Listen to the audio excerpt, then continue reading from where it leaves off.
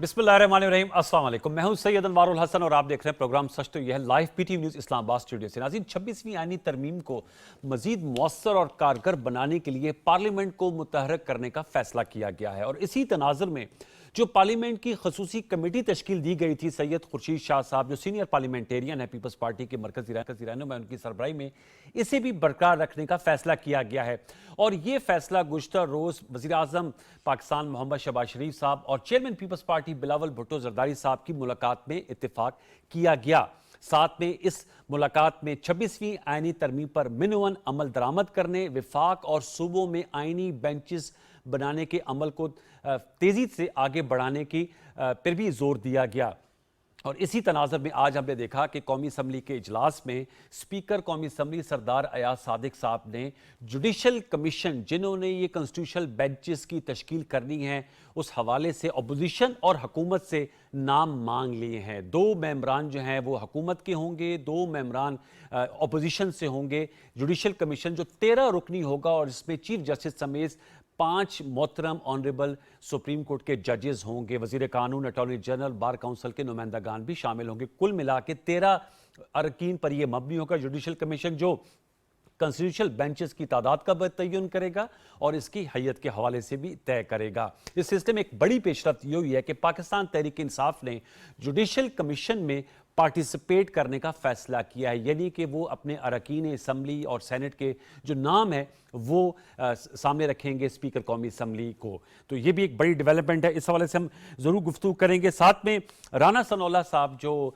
कल की मीटिंग में मौजूद थे, वज़ीर आज़म के मुशीर हैं, क्लियर किया कि 27वीं आईनी तरमीम के हवाले से जो भी फैसला होगा वो मुतफ़िका होगा, खुद से कोई फैसला इनफरादी तौर पर नहीं किया जाएगा। और उन्होंने इस बात की तस्दीक की कि कल की मीटिंग में इस सिलसिले में कोई बातचीत नहीं हुई, क्योंकि मीडिया में यह गर्द उड़ी हुई थी कि गालिबन 27वीं तरमीम की तरफ तेजी से आगे बढ़ा जा रहा है। इन नुकात में हम जरूर गुफ्तगू करेंगे प्रोग्राम के पहले हिस्से में, लेकिन आपको यह भी बताते चलें कि चीफ जस्टिस जनाब जस्टिस याहिया अफरीदी साहब, जिन्होंने बहसीत 30वें चीफ जस्टिस के अपने ओहदे का हल्फ उठाया, सदर मुमलिकत आसिफ अली जरदारी साहब ने लिया। आज उनकी सरबराही में फुल कोर्ट इजलास हुआ जो बहुत अहमियत का हामिल है। इसमें सुप्रीम कोर्ट के तमाम जजेस ने शिरकत की। जस्टिस मंसूर अली शाह साहब ने वीडियो लिंक के जरिए शिरकत की। इसका जो एलामिया सामने है फुल कोर्ट का, उसमें बताया गया है कि सुप्रीम कोर्ट को यह बताया गया कि 59,191 पेंडिंग केसेस हैं, ज़ेरे इल्तवा मुकदमात हैं। और इस सिलसिले में जो मंसूर अली शाह साहब, जस्टिस मंसूर अली शाह साहब ने इब्तदाई 1 माह का, 3 माह का और 6 माह का एक मैकेनिज्म पेश किया है, जो शेयर किया गया है सुप्रीम कोर्ट के फुल कोर्ट में, कि कैसे जो ये ज़ेरे इल्तवा मुकदमात हैं इनको तेजी से सुनकर इनको डिस्पोज ऑफ किया जाए। तो इस अज़म का इजहार किया है फुल कोर्ट मीटिंग में, ज़ेरे इल्तवा मुकदमा जल्द अज जल्द निपटाया जाएगा और अगली मीटिंग 2 दिसंबर को होगी। तो इन हवाले से हम गुफ्तगू करेंगे। जो नुमाइंदा शख्सियत मेरे साथ आज शरीक गुफ्तगू उनका तारुफ हमसे कर रहे थे, हमें बहुत जी है, बहुत खुशी है कि मिर्ज़ा इख्तियार बेग साहब, मेंबर कौमी असम्बली पाकिस्तान पीपल्स पार्टी साहब का ताल्लुक है, इस्लामाबाद स्टूडियो से हमारे साथ नशिस्त कर रहे हैं। सर बहुत शुक्रिया, thank you very much for joining us. हमें ज्वाइन किया है शौकत पराचा साहब ने, सीनियर एनालिस्ट हैं और आज टेलीविज़न पे अपना शो करते हैं, आपका बहुत शुक्रिया। और हमें ज्वाइन किया डॉक्टर शजरा मनसब साहिबा ने, मेंबर कौमी असम्बली हैं, पार्लिमानी सेक्रेटरी हैं, मुस्लिम लीग नवाज से आपका ताल्लुक है, आपका बहुत शुक्रिया डॉक्टर साहिबा। अपने मौजूद मेहमानों को फॉर्मो वेलकम करते हैं। गुफ्तगू का आगाज़ मैं करना चाहूँगा आपकी इजाज़त से लेडीज़ फर्स्ट, डॉक्टर शजरा मनसब साहिबा से गुफ्तगू का आगाज़ करेंगे। डॉक्टर साहिबा अस्सलाम वालेकुम। जी वालेकुम अस्सलाम। बहुत शुक्रिया डॉक्टर साहिबा। 26वीं आईनी तरमीम कौमी असम्बली और सेनेट ने से तो पास कर ली 2/3 अक्सरियत से। अब यह फैसला किया गया है कि जुडिशल कमीशन के लिए नाम दिए जाएंगे। तो यह भी बड़ा अहम मरहला है, क्योंकि इसमें जहां चीफ जस्टिस साहब की तकरीरी कर ली, 3 नाम आए थे सीनियर मोस्ट जजेस का, उसमें पार्लिमानी कमेटी ने जो 12 रुकनी थी तय किया कि जस्टिस याहिया अफरीदी साहब बनेंगे। वो मरहला खुशअस्लूबी से तय हुआ और आज जो फुल कोर्ट इजलास भी हो गया। वो जो एक गलत तासुर दिया जा रहा था कि कोई मुबैना डिवीजन है सुप्रीम कोर्ट में, उसकी भी नफी हो गई। अब जो अगला अहम टास्क है वो जुडिशल कमीशन की तश्कील है। क्या कहेंगे इस हवाले से? अब इसमें अपोजिशन भी शिरकत करने जा रही है, हुकूमत भी, और सुप्रीम कोर्ट यानी जज साहिबान भी होंगे। जी बहुत शुक्रिया। देखिए जैसे कि आपने कहा कि 26वीं आईनी तरमीम के लिए तमाम हुकूमत और हमारी इत्तेहादी पार्टियों ने बहुत कोशिश की और उस कोशिश का मकसद यही था कि आईनी तरमीम एक बहुत अहम मरहला होता है और उसको ब्रॉडर कंसेंसस से हम करें, जो कि अल्हम्दुलिल्लाह किया। तमाम तकरीबन पार्टीज ने उसमें अपना इनपुट दिया। इवन पीटीआई, जिसने एंड में तो कह दिया कि जी हमने वोट वोट नहीं देना, लेकिन प्रोसेस में वो साथ रहे और अपना इनपुट देते रहे। मौलाना से उनकी बातें भी चलती रहीं। उसके बाद उन्होंने कमेटी में भी, आपको पता है, अपना नाम भी दिए, लेकिन बहरहाल फिर उन्होंने यू टर्न ले लिया अपनी आदत के मुताबिक। लेकिन अब उन्होंने इसमें हिस्सा लेने का के लिए भी जो अब तश्कील दे रही है कमेटी, जाहिर है क्योंकि हमने हुकूमती बेंचेस और अपोजिशन बेंचेस में से लेने एमएनएस भी और सेनेटर्स भी, क्योंकि ताकि एक बैलेंस रहे। और इस बैलेंस की वजह से एक ये तासुर कि कोई अपनी पसंद के जजेस आ रहे हैं, या जो पोलिटिसाइज हुए हैं जुडिशरी पिछले दिनों में, जो बहुत ही अफसोसनाक बात है। एक पार्टी ने किसी जज को बहुत अच्छा कह दिया, उस पर सोशल मीडिया की मुहिम चला दी, किसी के लिए बहुत ही नाजेबा इस्तेमाल किए अल्फाज और सोशल मीडिया पे मुहिम चला दी। ये मुनासिब बातें नहीं है। मैं समझती हूँ तमाम जज साहिबान मुअज़्ज़ज़ हैं। जी। तो अब ये जैसा आपने कहा, वो तासुर खत्म करना चाहिए। एक हम हमारी ये ख्वाहिश है कि इस जो चीफ जस्टिस नए आए हैं वो ये जो एक डिवीजन का तासुर है उसको खत्म करेंगे और अच्छे तरीके से एडमिनिस्ट्रेशन उनकी चलेगी। उनके फैसले अब आज तक बहुत अच्छे रहे हैं। तो जी। आईनी अभी आप देखें कि हम ये फिर जब कमेटी बनेगी तो डिसाइड करेंगे कि कितने बेंचेस बनने हैं, क्या तादाद होगी बेंचेस की, ताकि जो आईनी जितने भी मामलात हैं वो उनकी तरफ चले जाएं। ठीक है, मैं दोबारा लौट के आऊँगा, उस हवाले से भी जानने की आपसे कोशिश करूँगा कि ज़ाहिर बात है जुडिशल कमीशन जो है उसकी तश्कील जो है वो बड़ी अहमियत की हामिल है। फिर ये भी बड़ी बाज़गश्त है कि जो चूँकि 26वीं यानी तरमीम पर मनोवन अमल दरामद का फैसला किया गया है कि जो प्रैक्टिस एंड प्रोसीजर एक्ट है उसमें ये बात आ रही है कि शायद उस हवाले से जजेस की तादाद में इजाफा किया जाए। इस वक्त 3 ऑनरेबल जजेस हैं। मिर्ज़ा अख्तियार बेग साहब, सर आपकी अटॉर्नी जनरल साहब से भी मुलाकात हुई, मैं चाहूँगा कि हमारे व्यूअर्स साथ शेयर कीजिएगा बेसिक जो ऑब्जेक्टिव था 26वीं यानी तरमीम का, वो जो पेंडेंसी है उसको कम करना था। जैसे मैंने आज फिगर्स शेयर की, 59,191 पेंडिंग केसेस हैं। आप समझते हैं कॉन्स्टिट्यूशनल बेंचेस के बनने से और ये जो चीफ जस्टिस साहब ने भी बेंचेस तश्कील दे दी हैं, इससे पेंडेंसी में कमी आएगी? देखिए, बात मैं यहाँ से शुरू करूँगा कि इसकी जब हम तरमीम लाने की लिए हम काम कर रहे थे तो जी। बातें जो हो रही थी वो ये हो रही थी कि किसी एक शख्स को मुद्दत मुलाजमत बढ़ानी है, रिटायरमेंट एज बढ़ रही है, टेन्योर बढ़ रहा है, मिलिट्री कोटे आ रही हैं, हाय हाय मातम, ये सब चीज़ें थी। आपने देखा एक मुस्बत अंदाज में रिफॉर्म्स के मद में, और बिलावल साहब ने तो चार्टर ऑफ डेमोक्रेसी से उसको जी। उठाया कि अनफिनिश एजेंडे को पूरा करने के लिए एक नेक दिली के साथ सबको ऑन बोर्ड लेके, और बेशुमार पार्लियामेंट्री कमेटी की जो मीटिंगें हुई हैं खुर्शीद साहब की निगरानी में, जी। एक अच्छी तरमीम बनी जिसमें तमाम सियासी जमातें ऑन बोर्ड थी। और मैं एक बात और क्लैरिफाई कर दूं, और ये मौलाना फजल रहमान साहब ने भी कहा कि पीटीआई ने भी कहा था कि इन प्रिंसिपली हम एग्री हैं इस पर, लेकिन हमें अपने बॉस को यानी बानी पीटीआई को एक बार और दिखाना। हमने कहा आप एक दिन आप दिखा चुके हैं उनको, तमाम मज़ीद ताख़िर नहीं कर सकते। तो इस पर तमाम सियासी जमातें मुत्तफ़िक़ थीं और एक ये हुई। अब हमने ये बतलाना है, आपके चैनल से मैं शुरू कर रहा हूँ कि ये निहायत कामयाब और एक सही अमल था।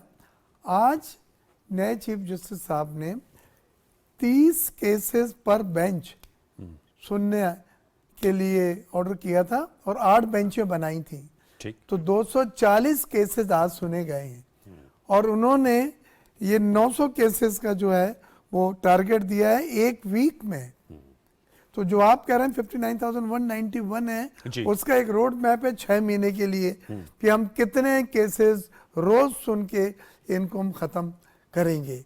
और मकसद ही यही था 26 अमेंडमेंट का कि ये जो पेंडेंसी, ये जो जमा हुए हैं, वो जो इंसाफ में ताख़ीर हो रही है, जो आदमी पोता आ जाता है और उसके बाद भी उसको वो इंसाफ और उसके केसेस जो हैं उसमें उसे इंसाफ नहीं मिलता, अब मुझे बिल्कुल नज़र आ रहा है कि ये इंशाअल्लाह तेज़ी से इसकी जो पेंडिंग केसेस हैं कम से कम वो ख़त्म हो। दूसरी जो अच्छी चीज़ हुई है वो फुल कोर्ट रेफरेंस है।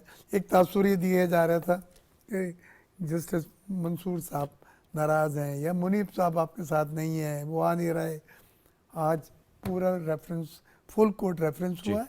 और जस्टिस मंसूर साहब ने सऊदी अरब से शायद उम्रे पे गए जी हों, जी जी तो उन्होंने जूम वगैरह पे वीडियो लिंक पे वो उसको अटेंड करा।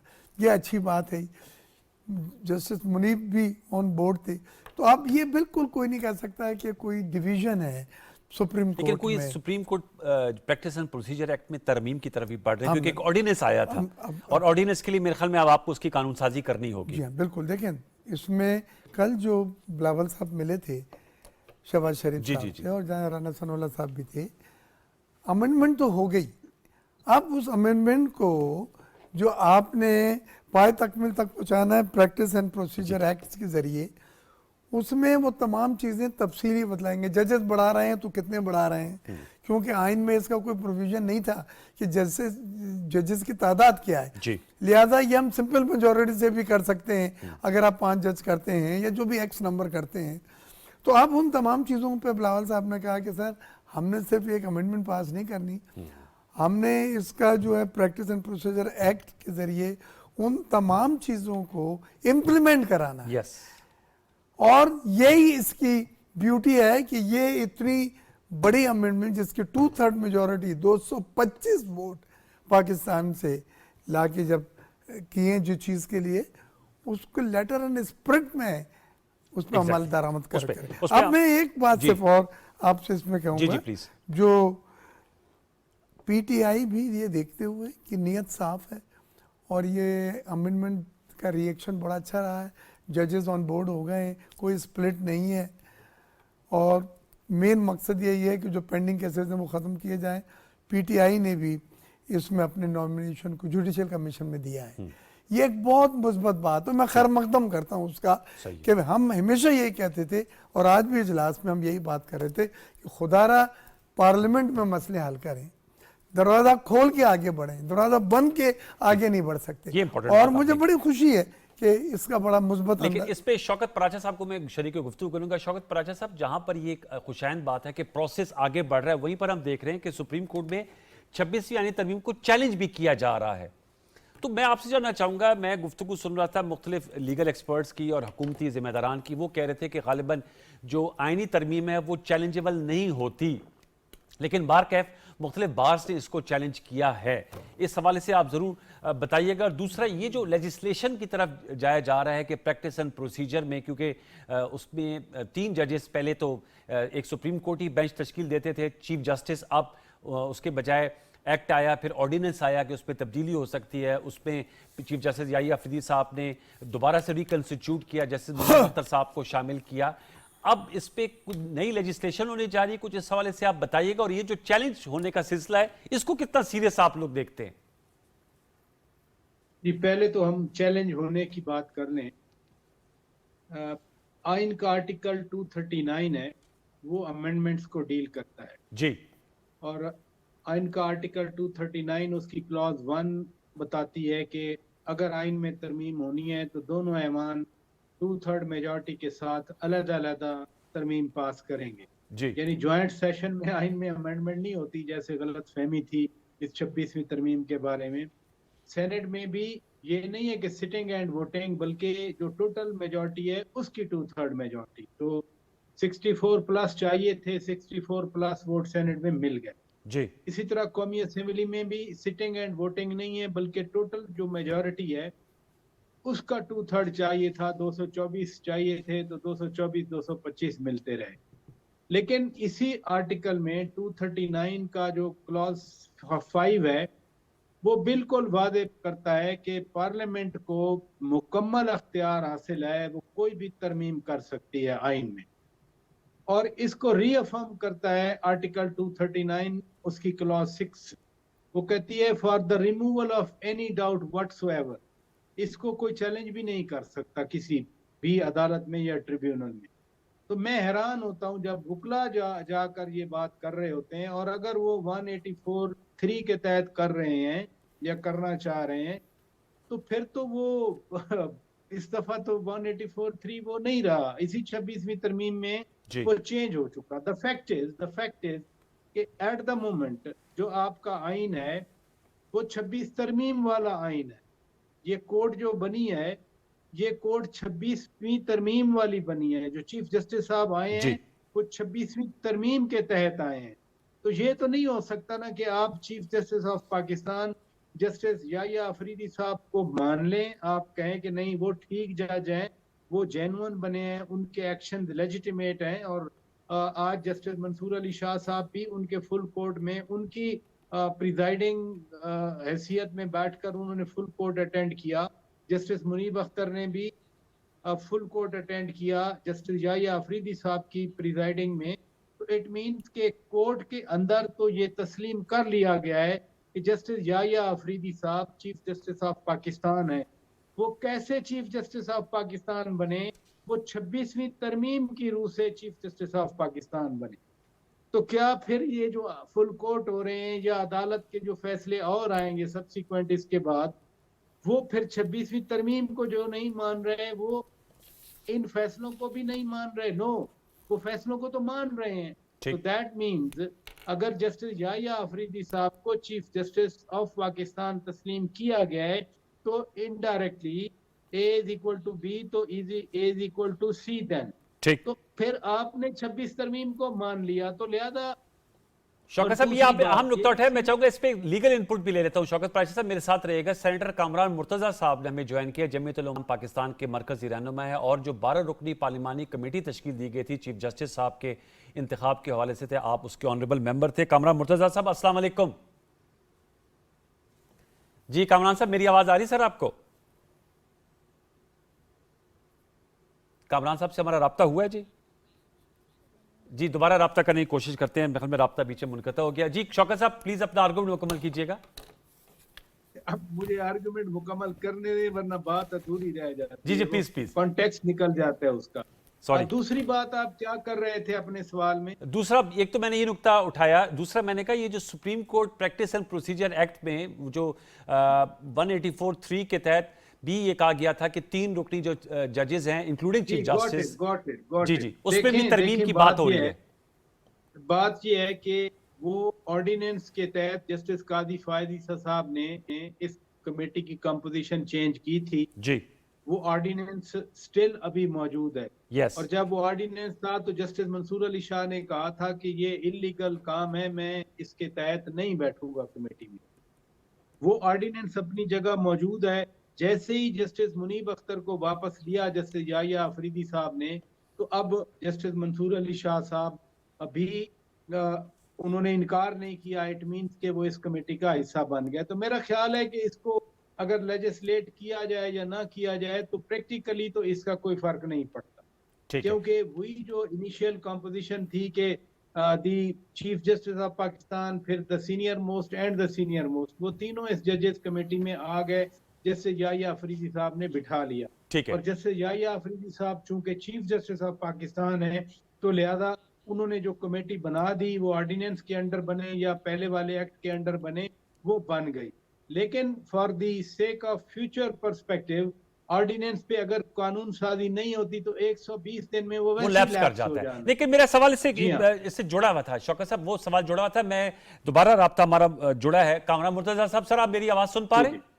जी मैं सुन रहा हूँ। बहुत शुक्रिया नवाजिश। सेनेटर कामरान मुर्तजा साहब ने हमें ज्वाइन किया है। तब गुफ्तगू हो रही है 26वीं आईनी तरमीम, और आज ये बात सामने आई कि कल जो प्राइम मिनिस्टर साहब और बिलावल साहब की मुलाकात हुई कि इसको मजीद जो है वो मौसर करने और इसके मतलब कारगर बनाने के लिए पार्लियामेंट को मुतहरक करने का फैसला किया गया। जो खसूसी कमेटी है उसे भी बरकरार रखा जाएगा खुर्शीद शाह साहब की सरबराही में। आपसे मैं जानना चाहूंगा, जुडिशल कमीशन की तश्कील जो है वो एक नेक्स्ट मरहला है। आप लोगों की कमेटी ने तो चीफ जस्टिस साहब के तौर पर याहिया अफरीदी साहब का चुनाव किया, उन्होंने हल्फ ले लिया, आज फुल कोर्ट इजलास भी हो गया, सुप्रीम कोर्ट के तमाम ऑनरेबल जजेस शरीक उसमें हो। मैं जानना चाहूंगा कि जुडिशल कमीशन के हवाले से जरा बताइएगा क्या मैंडेट है, और इसमें जो वकला है, जो ऑनरेबल जजेस हैं, उनके 5 की नुमाइंदगी होगी, बाकी जो है वो 4 पार्लियामेंटेरियंस होंगे सर, और बार के नुमाइंदे और अटॉर्नी जनरल और लॉ मिनिस्टर भी शामिल होंगे? देखिए अपना अटॉर्नी जनरल हो गए, लॉ मिनिस्टर हो गए 2, 4 पार्लियामेंटेरियन दीगर हो गए 6, और बाकी जो ना एक बार काउंसिल का नुमाइंदा हो गया जी, 7, और बाकी 6 जो है ना वो जजेस में से आ जाएंगे। ठीक है। तो इस तरह से वो 13 की फॉर्मेशन है शायद। तो सर ये मतलब कि जो फैसला होगा उस पर फिर ज़ाहिर बात है, जैसे 12 रुकनी कमेटी थी वो 2/3 से माना जाएगा, या सिंपल मेजॉरिटी से जो फैसला होगा उस पर जो है वो एक्सेप्टेबल होगा? इसमें मेजॉरिटी डिसीजन है, उसमें तो सिर्फ एक बंदे का वो था ना, इसमें तो जजों का मतलब मुख्तलिफ होगा, तो इसमें मेजॉरिटी डिसीजन है। अच्छा, और दूसरा मैं चाहूँगा कमरान साहब ज़रूर बताइएगा, ये बात हो रही है कि जो प्रैक्टिस एंड प्रोसीजर एक्ट है उसमें फिर तरमीम करने के लिए ऑर्डिनेंस लाया गया, अब उसको कानूनी शक्ल दी जा रही है, आप क्या इस हवाले से राय रखते हैं? और जजेस की तादाद में इजाफे की भी हमें बात मीडिया इत्तलात के मुताबिक सुनाई दे रही है, आप समझते हैं कि नागुज़ीर है जजेस की तादाद में इजाफा? देखिए आज सिर्फ मतलब ये जो तब्दीली आई है ना, तो आज मेरा अपना एक केस लगा हुआ था, मेरा केस 24 नंबर पे था, मेरे बाद भी केसेस लगे हुए थे। इससे पहले 12, 14, 15 केसेस लगते थे एक बेंच के पास। तो आज 2 मेंबर बेंच था और उसमें मेरा 24 नंबर था, और उसके बाद जो है ना मजीद केसेस भी थे। तो इसका मतलब कैपेसिटी जजेस की है कि वो 30 केस कर सके।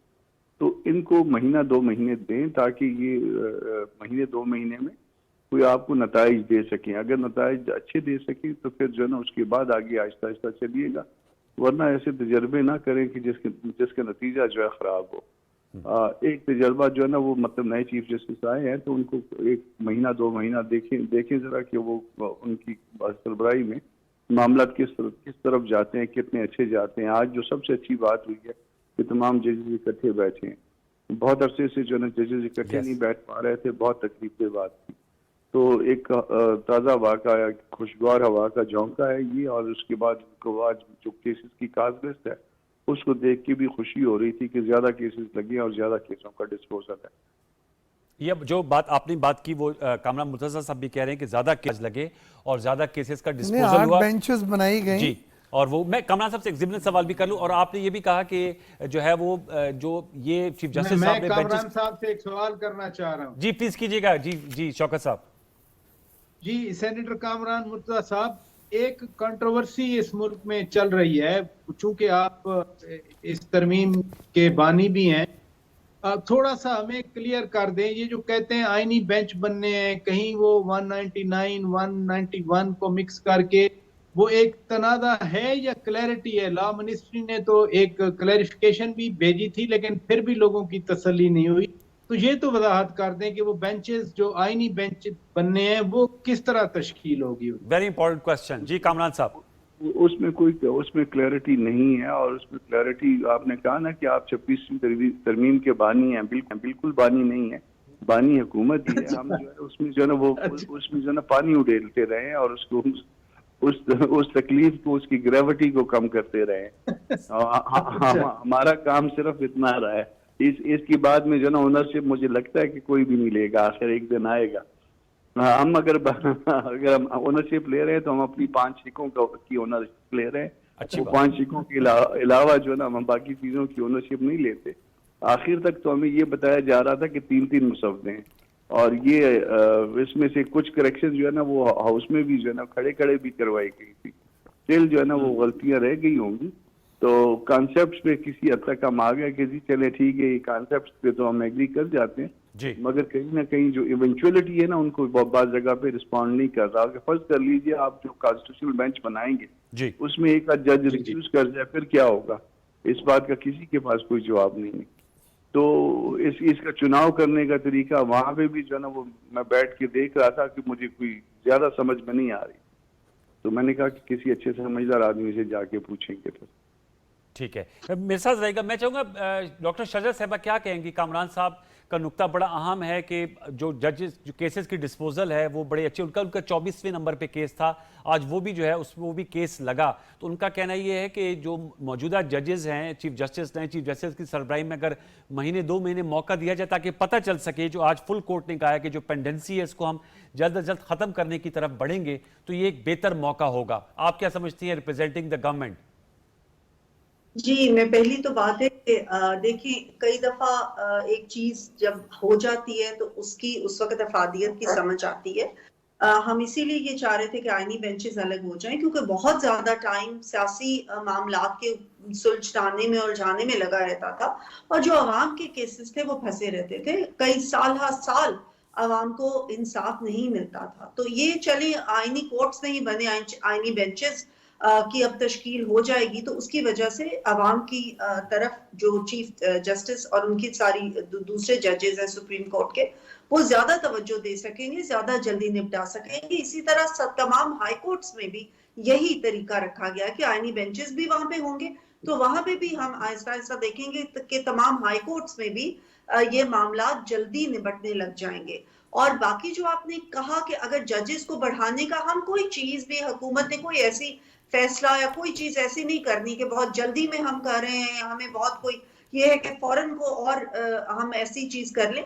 एक प्राइवेट मेंबर्स बिल ऑलरेडी आया हुआ है, अब देखते हैं कि उसके ऊपर कब काम हम शायद मजीद करें जजेस की तादाद बढ़ाने के हवाले से। लेकिन अगर वो आता भी है या उसके ऊपर हम काम भी करेंगे, तो हमारी यही कोशिश होगी कि तमाम लोगों से मुशावरत के बाद करें। कोई भी ऐसा हुकूमत इकदाम उठाने नहीं जा रही जो कि कोई हम वन साइडेड खुद ही एक फैसला करके आगे चले जाएंगे। हम तमाम लोगों से मुशावरत करके ही कोई ना कोई उसका हल निकालेंगे। और जो आईनी बेंचेस हैं जी, वो प्रैक्टिस एंड प्रोसीजर जो है वो ही तश्कील देंगे कि आईनी बेंचेस में कौन बैठेगा कौन नहीं बैठेगा। नहीं वो तो जुडिशियल कमीशन जो है वो करेगा ना तय, एज पर माई नॉलेज। क्यों कामरान साहब, आप इस पर जरा रहनुमाई कीजिएगा। जो प्रैक्टिस एंड प्रोसीजर एक्ट के तहत 3 रुकनी जो मेंबर्स का बेंच है, कमेटी है, वो तय करेगी या जुडिशियल कमीशन तय करेगा आईनी बेंचेस का?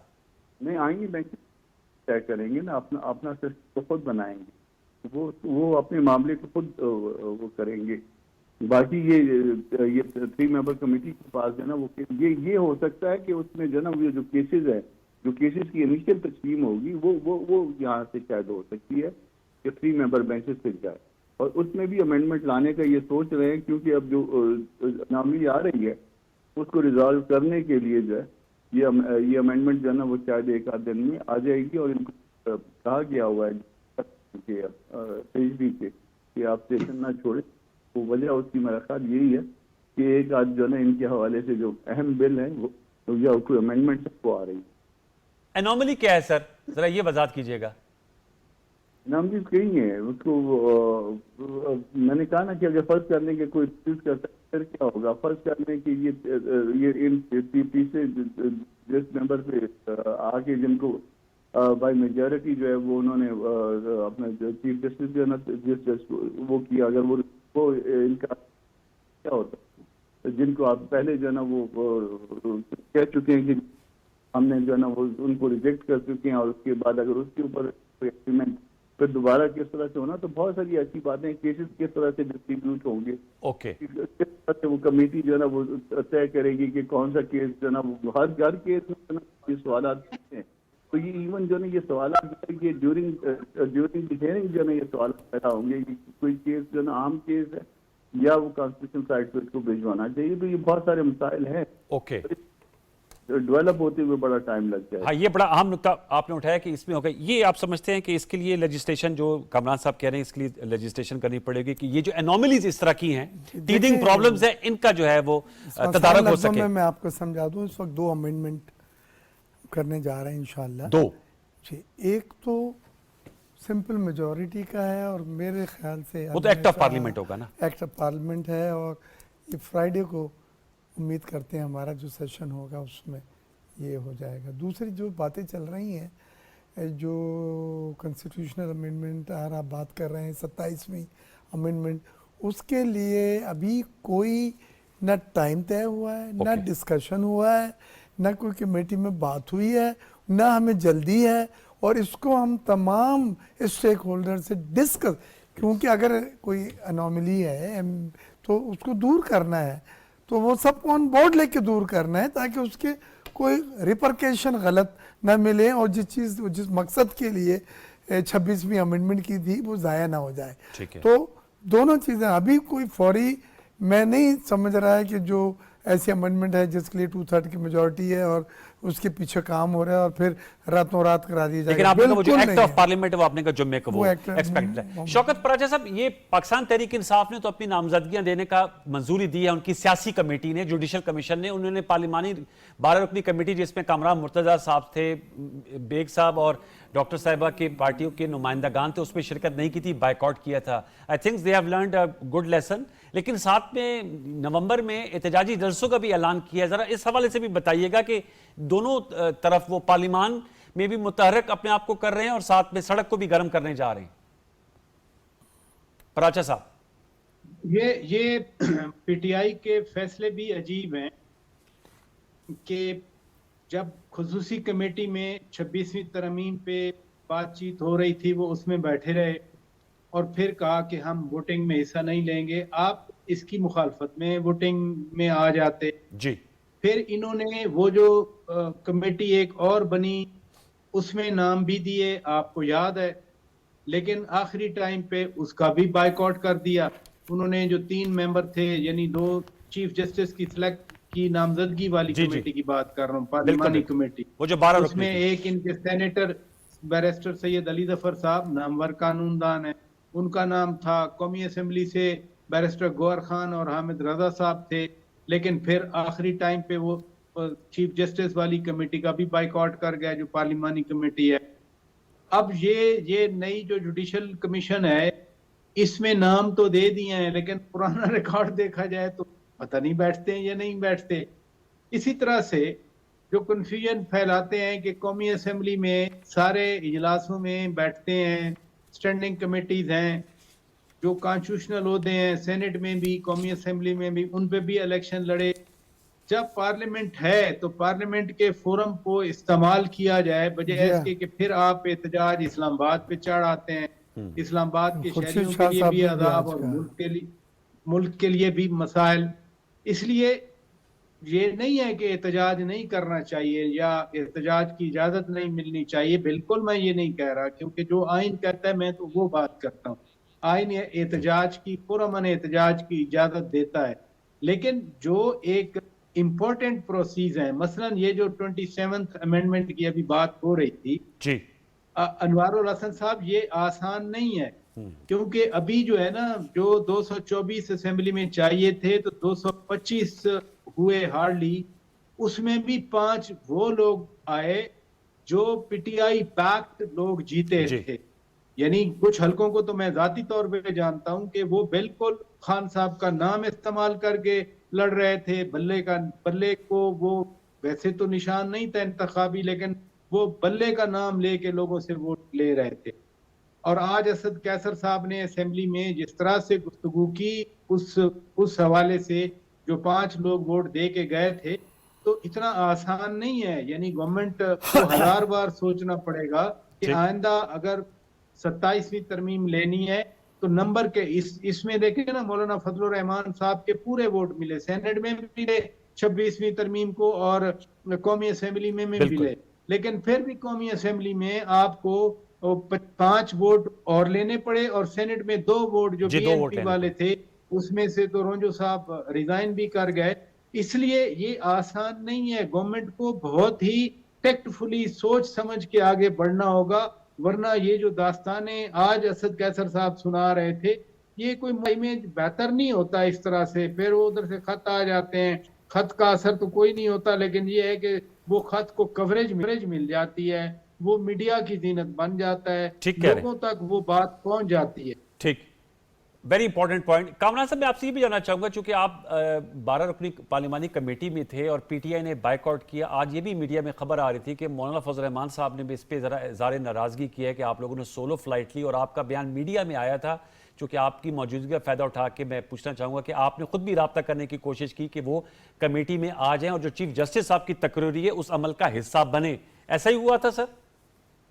जी, मैं एक सब कमेटी बनाई गई थी जिसमें मैं भी शामिल था, एमक्यूएम की खातून थी और अपना एक या 2 और भी थे, एहसन इकबाल साहब भी थे। जी, एहसन इकबाल साहब भी थे। तो हम सारे गए थे और जाके हमने मनाने की कोशिश की थी स्पीकर साहब के पास। वो हमको फैसिलिटेट कर रहे थे और उनके पास हम गए, बैरिस्टर गौहर साहब को हमने जाके मेहनत मेहनत की थी और उनको बताया था कि ये इस तरह से अगर आप बाहर रहेंगे तो उसका नुकसान होगा। ठीक है। और सर ये जो मिर्जा इख्तियार बेग साहब कह रहे हैं कि फ्राइडे को एक्ट ऑफ पार्लियामेंट लेकर आना चाह रहे हैं, उस पर आपकी क्या राय है? आप लोग ज़रबत है कौमी असम्बली में आएगा और फिर सेनेट से भी पास होगा एक्ट ऑफ पार्लियामेंट के लिए? देखिए सिंपल मेजॉरिटी तो इनके पास है ना, सिंपल मेजॉरिटी में जो है ना वो ये कर सकते हैं। बाकी डॉक्यूमेंट अब जब हमारे सामने आएगा, जब बिल हमारे सामने आएगा तो फिर उस पर देख के उसको फिर उसकी हमायत या मुखालफत का फैसला करेंगे। पीटीआई के साथ भी हमारा यही तय है कि हम जो है ना इशू टू इशू चलते हैं। इशू टू इशू जी। हाँ, इसकी हम मतलब मुकम्मल तौर पे ना उनके अलाई है ना मुकम्मल तौर पे उनके मुखालिफ हैं। ठीक है। जो ना हम पॉलिटिक्स करते हैं, बैठ के फैसला कर लेते हैं कि हमें साथ चलना है या नहीं चलना। ठीक है सर, ये तो आप फेयर एनफ। टुवर्ड्स डॉक्टर शजरा साहबा, मैं आपसे जानना चाहूंगा, जो शौकत पराचा साहब ने जैसे कहा कि ज़ाहिर बात है नंबर्स बड़े मैटर करते हैं। अगर कोई मुजव्वज़ आईनी तरमीम लेकर आनी है या एक्ट ऑफ पार्लियामेंट के लिए तो आप लोगों के पास सिंपल मेजॉरिटी है, 214 लोग हैं और ज़ाहिर बात है वहाँ 59 के करीब हैं सेनेट ऑफ पाकिस्तान, वो तो हो जाएगा। आप समझती हैं कि इस वक्त एक बेहतर तौर पर मामला आगे बढ़ रहे हैं अदलिया और हुकूमत के दरमियान, अगर ऐसे ही इस चीज़ को चलाया जाए तो बेहतर नताइज निकलेंगे? जी बिल्कुल, मैं इस चीज से इत्तफाक करती हूँ। और हम कोई आईनी तरमीम इस वक्त, पहली बात तो ये है कि लाने का फौरी तौर पे कोई सोच नहीं रहे। और बिल्कुल ये बात दुरुस्त है कि हमारे पास 2/3 मेजॉरिटी इस तरह नहीं है कि मौलाना साहब के साथ हमारी इस मुसवदे पे बात हुई, काफी लंबी चौड़ी बात हुई, फिर फाइनली जिस चीज के ऊपर मौलाना साहब ने भी अग्री किया और पीटीआई ने भी मोरलेस अग्री कर लिया और हमारी तमाम इत्तेहादी जमातों ने भी, तो फिर जाके तो हमारे पास 2/3 मेजॉरिटी आई। कुछ आजाद लोगों ने भी हमें वोट दिए। लेकिन आइंदा जो भी मुसवदा आएगा या कोई और तरमीम हम लाना चाहेंगे तो नए सिरे से उसके ऊपर फिर बातचीत होगी, मौलाना साहब से भी, बाकी आजाद लोगों से भी। ये जो इन लोगों का कहना है ये मैं जरूर करेक्ट करना चाहूंगी कि ये गलत बात है कि ये पीटीआई के लोग नहीं थे, ये आजाद लोग थे जिन्होंने कि कोई जमात उस तरीके से ज्वाइन नहीं की हुई थी। हाँ, ये और बात है तो ये कहें कि जी हमने किसके नाम पे, वो कहें कि उन्होंने किसके नाम पे वोट लिए या नहीं लिए, that's a different thing. Paracha साहब मुस्कुरा रहे हैं मैडम, लेकिन ये बात मैं चाहूंगा बेग साहब आप भी कुछ कहेंगे पराचा साहब इस बात है, क्योंकि उनका ताल्लुक भी जनूबी पंजाब से है। आज जो है वो असद कैसर साहब प्ले कार्ड लाए थे, लोटा बने हुए थे और कुछ उनके एमएनएस के नाम थे और उन्होंने गिनवाना शुरू करा कि जी इन्होंने हमें धोखा दिया है, इन्होंने हमें। तो मैं तो ये समझता हूँ ये अनकॉल फॉर था, एक अमेंडमेंट हो गई। हमारे हिसाब से वो इंडिपेंडेंट्स थे और उन्हें वोट देने का इख्तियार था और उसके हिसाब से उन्होंने दिया। तो उनको अब बैठ के कि जी इन्होंने धोखे दिया, हमारे साथ लोटे हैं, ये वो एक चीज़ हो चुकी है। आगे बढ़ें, अब अमेंडमेंट पे अमल दरामद कराएं और वो नताइज हासिल करें जिसके लिए किया था। और वो आपने कहा भी था कि उसके नताइज बेहतर है और वो नताइज आज से मुझे तो बहुत अच्छे। चले, हम उम्मीद करेंगे कि ये जो अच्छाई का सिलसिला ये आगे बढ़ेगा। बहुत शुक्रिया मिर्जा इख्तियार बेग साहब आपका, डॉक्टर शजरा मनसर साहब आपका, सेंटर कामरान मुर्तब सर बहुत शुक्रिया, शौकत पराचा साहब, चारों मौजूद का बहुत बहुत शुक्रिया। व्यूअर्स एक ब्रेक लेंगे, ब्रेक के बाद आएंगे तो जो ईरान पे इसराइल के हालिया हमले हैं और ईरान का दो टूक जवाब है कि वो इसका जवाब देंगे। और ईरानी जो सुप्रीम लीडर है उनका कहना है कि इसराइल ने गलत जांचा है ईरानी अवाम की कुव्वत को और ईरानी पार को। तो इस हवाले से जाएंगे कि जो मिडिल ईस्ट का कॉन्फ्लिक्ट है इसमें जो जंग के शोले हैं वो भड़कते जा रहे हैं, ये मामला आगे कैसे बढ़ेंगे। एक छोटा सा वक्फा, दोबारा लौट के आते हैं, हमारे साथ रहिए। Thank you sir.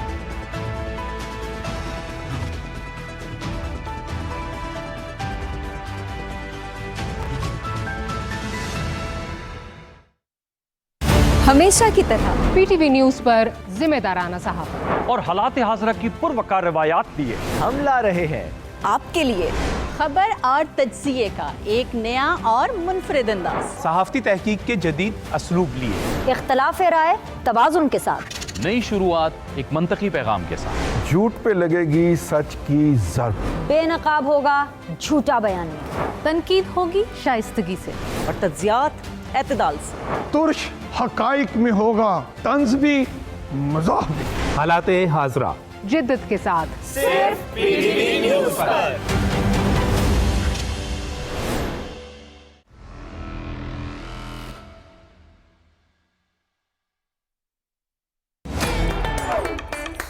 एक रोशन कल के लिए जागो आज। हर रोज एक नया दिन, एक नया आगाज, एक नई इब्तिदा। सेहतमंद बातें और तंदुरुस्त मशवरे, शानदार लोग, जानदार बातें, आपके हर दिन को खास बनाने के लिए, मनचाहे मेहमानों से आपको मिलवाने के लिए।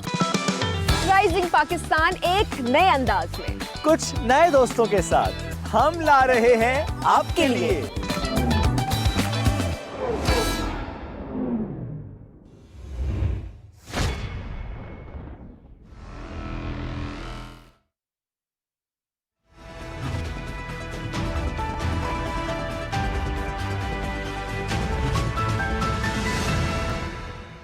Welcome back viewers. मैंने तमीद बांध दी थी कि ईरान ने बाकायदा दो टोक अल्फाज में फैसला किया है कि जो हालिया हमले किए गए हैं इसराइल की जानिब से, जिसमें 4 ईरानी जो फौजी हैं वो जाम बहक हुए हैं, इसका भरपूर जवाब दिया जाएगा। आप वो विजुअल्स देख सकते हैं। आपको याद होगा जब ईरान की जानिब से इसराइल पे हमला किया गया था, उस वक्त भी हमने ब्रेकिंग स्टोरी आपके साथ शेयर की थी। अब इस हवाले से फॉलो अप कर रहे हैं कि इसराइल की जानिब से हमले किए गए और ईरान के जो दफ्तर खारजा के तर्जुमान हैं इस्माइल बकाई साहब, उनसे एक मंसूब बयान है जिसमें उन्होंने कहा कि सहूनी हुकूमत को यकीनी और मौसर जवाब देने के लिए तमाम वसाइल इस्तेमाल करेंगे। इस पर ज़रा हम गुफ्तगू करेंगे कि इसका क्या फ्यूचर है। मंसूर जाफ़र साहब ने हमें ज्वाइन किया है।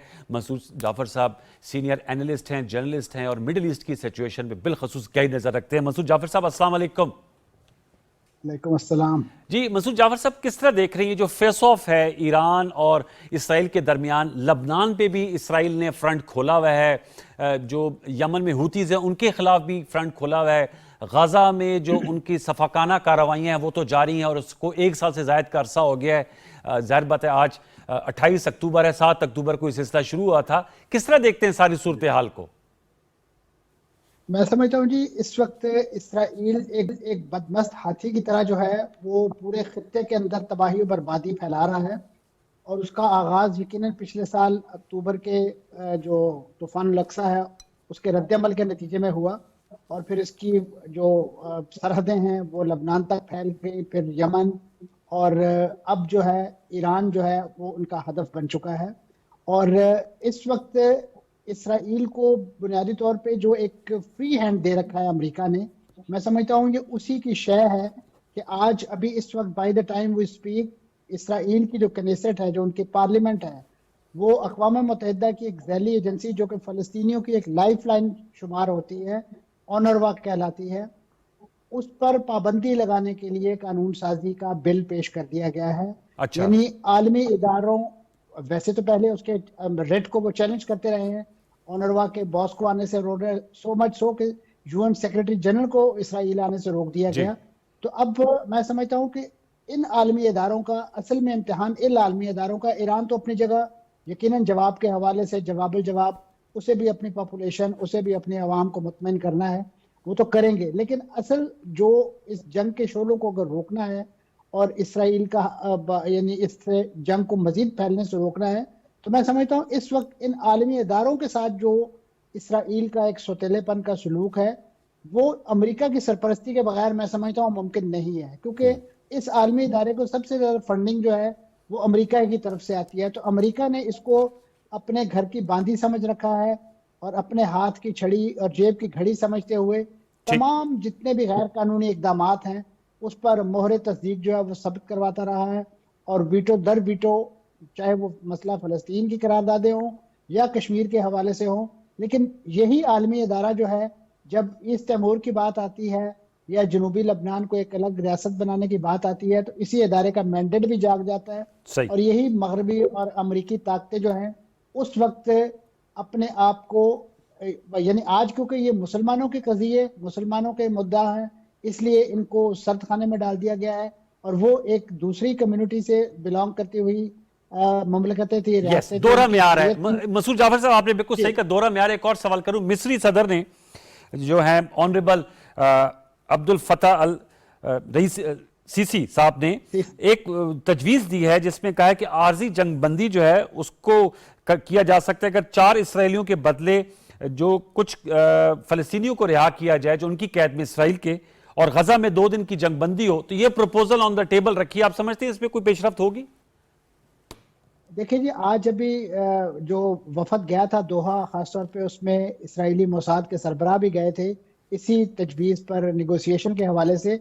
अभी तक उसका कोई आउटकम तो सामने नहीं आया है, लेकिन मैं ज़ाती तौर पे इस तजवीज़ को एक इंतहाई मुज़ाहका खेज़ तजवीज़ समझता हूँ कि आप इस तरीके से किसकी मदद करना चाह रहे हैं? आप फ़लस्तीनियों की मदद करना चाह रहे हैं या कि आप इसराइल को एक रिलीफ देना चाह रहे हैं? क्योंकि जो इस वक्त नेतन्याहू पे दबाव है अवाम का और खासतौर पे जरगमालियों के, लेकिन वो दबाव का असर ही नहीं लेते ना सर। मतलब टू ऑनेस्टली बहुत अनफॉर्चुनेट है, लेकिन आप जैसे बता रहे हैं कि वो तो लेजिस्लेशन करने जा रहे हैं, तो दबाव कहाँ ले रहे हैं किसका?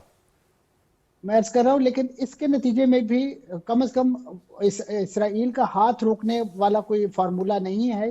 उसका एक ही हल है कि गजा को जिस अंदाज से उन्होंने इन्वेड किया है वहां से उनका विड्रॉल हो। और ये वो तजवीज़ है कि जो गुज़श्ता इसी साल जुलाई में अमरीकी सदर ने पेश की थी, बाइडेन साहब ने पेश की थी, और उस पर खुद इसराइल ने भी एग्री किया था और दीगर जो इस पूरे कज़िये के हवाले से स्टेक होल्डर थे उन सब ने एग्री। लेकिन वहां से फिर इसराइल अपनी रवायती बदअहदी का मुजाहरा करते हुए वो इस पूरे मंजरनामे से बाहर निकल गया और उसने अपने जो जंग का अलाव है वो मजीद दहका दिया, और उसके नतीजे में जो तबाही और बर्बादी हमें देखने को मिल रही है। और ये बताएगा कि जो ईरान और इसराइल का जो फेस ऑफ है, जो हमने स्टार्ट में बात की थी, आप उसको किस तरह बढ़ता हुआ देख रहे हैं? आप समझते हैं कि जो मेजर्ड किस्म के एक दूसरे पे हमले किए हैं ईरान की जानिब से फिर इसराइल की जानिब से, उससे ये मामला मजीद बढ़ेगा, या आप समझते हैं कि इसमें अब थोड़ा सा जो है वो लल पीरियड आएगा? जी, अगर मुझे इजाजत दे तो मैं एक लफ्ज इस्तेमाल करूंगा कि ये दोनों तरफैन जो है, यानी इसराइल और ईरान, दोनों ही कोरियोग्राफिक हमले कर रहे हैं। और उसका मेरा ख्याल जो कंजम्पशन है वो अपने अपने अवाम और अपनी अपनी जो राय अम्मा है वही है, क्योंकि इसराइल को भी पता है कि उसकी मिलिट्री माइट क्या है और ईरान को भी अपने तमाम वसाइल का अंदाजा है। इसी वजह से जब अप्रैल में ईरान की तरफ से हमला किया गया तो उस वक्त इसराइल ने वो सारा होमवर्क कर लिया था कि हमने कहाँ कहाँ इनके रॉकेट्स और मिसाइल जो है वो इंटरसेप्ट करने हैं।